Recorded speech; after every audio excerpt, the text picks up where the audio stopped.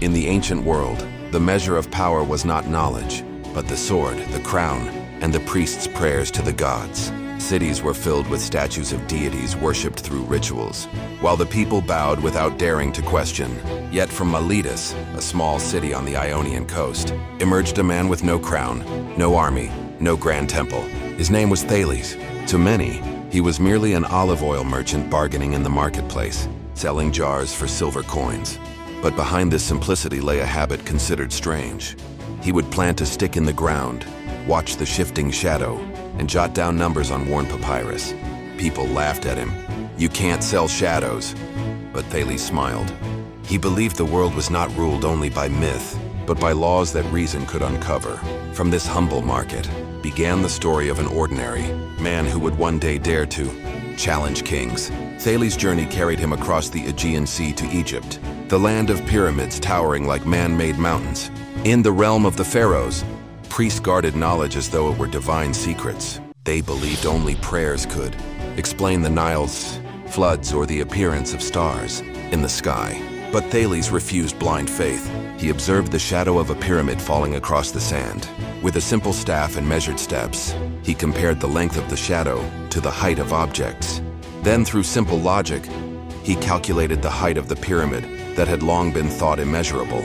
To the Egyptian priests, his act was an insult, the god's secrets revealed by a foreigner with no crown. To Thales, it was simply proof that nature followed laws that could be calculated. There, for the first time, knowledge openly defied power built on myth. News of the foreigner who dared measure the pyramids with shadows spread quickly. Some were amazed, others outraged. The priests felt their pride trampled, but ordinary people glimpsed hope. That knowledge might belong to anyone. At night in Egypt, Thales sat in the desert, gazing at a sky filled with stars. He recorded when Sirius rose on the horizon, when Orion shifted, when the moon eclipsed the sun. To Egyptians, an eclipse was the wrath of gods. Yet Thales boldly whispered to his young pupils, "An eclipse can be calculated." That simple sentence was a bomb in the ancient world. No king dared challenge priests, no commoner dared challenge kings. But Thales, a foreign trader from a small city, challenged both with nothing more than notes of the stars. Returning from Egypt, Thales carried home more than trade experience. He brought back an idea. The world could be understood through patterns, not myths. In Miletus, he planted sticks, observed shadows, calculated the length of days, recorded the tides. Other merchants mocked him. "Are you selling oil or shadows?" But Thales kept writing. He began teaching the young that rain, seasons, and stars were not controlled by priests or kings, but followed laws that could be predicted. From these simple habits grew the seeds of a revolution in thought. Knowledge as a weapon against power resting only on sorcery and superstition. His name began to spread, not just in the marketplace, but also in palaces. Thales' name eventually reached the ears of King Croesus of Lydia, famed for his immense wealth and feared by his neighbors. Croesus summoned Thales not to learn, but to test him. Could a common man truly surpass priests and royal advisors? In a grand audience, Croesus smiled slyly. "They say you can predict anything. Can you predict my fate?" Thales gazed at the king without fear. "I do not predict, I calculate. Your fate, my king, is determined not by gods, but by choices and the laws of nature." The hall fell silent.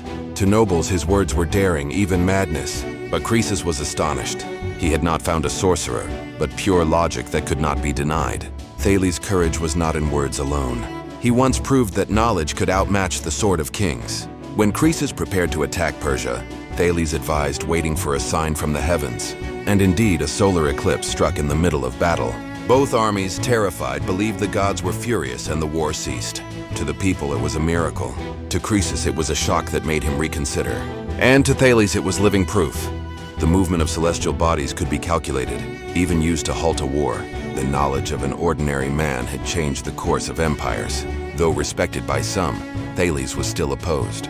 Priests accused him of insulting the gods. Nobles mocked him as a merchant playing at wisdom. Yet the common people began to see him as a light. He taught that anyone could understand the world, not only those who sat on thrones. In Miletus, he formed a kind of study circle, teaching pupils about the stars, geometry, and logic. From this small circle sprang the first Ionian philosophers, Anaximander, Anaximenes, and many others. Miletus transformed from a trading port into the cradle of a revolution in thought. and it all began with a merchant who dared to trust reason. Yet Thales' path was never safe. The power of kings and priests remained strong. Many wanted him silenced. In markets he was mocked, in palaces dismissed, but he did not waver. To him, truth was not to please kings, but to free men from false fears.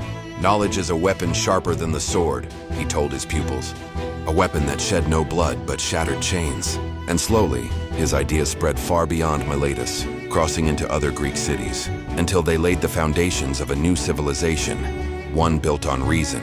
Thales did not build palaces, command armies, or leave behind holy books, but his legacy was far greater. He taught how to measure land, read the stars, predict the seasons, calculate eclipses. He freed the human mind from the chains of myth. To kings he was but a foreign merchant, but to history he was the ordinary man who dared defy crowns. And his courage proved that knowledge could be stronger than the sword of empire. From Miletus that light spread, giving rise to generations of philosophers and scientists who would lay the foundations of modern science. History remembers Thales not because he was born noble, nor because he ruled, but because he believed human reason could grasp nature. He proved that an ordinary man could alter the face of ancient empires. To kings he was a threat, to the people he was hope, and to the world he was the beginning, the first human to wield logic as a sword against myth. From an olive oil merchant came an irreplaceable legacy, knowledge. And to this day, when we gaze at the stars, measure time, or navigate seas with a map, the trace of Thales still remains with us.